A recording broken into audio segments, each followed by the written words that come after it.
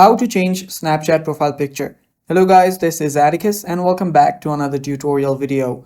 In today's video, I'll teach you guys how you can change your Snapchat's profile picture. Now without any further ado, let's dive right into it. First of all, head over to your Snapchat. Make sure that you're logged into your account. After that, tap on your Bitmoji on the top left. After you tap on it, you will see your Bitmoji. Now what you can do here is you can tap on the settings icon on the top right. And after you're there, you will see the Bitmoji option. Tap on it.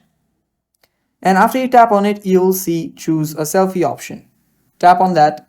And here you can change how your profile picture appears. So if you want this, you can select this or whichever selfie that you want.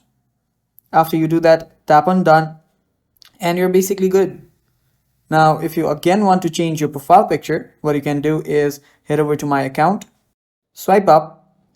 You can change your avatar, head over here, and then change how it looks.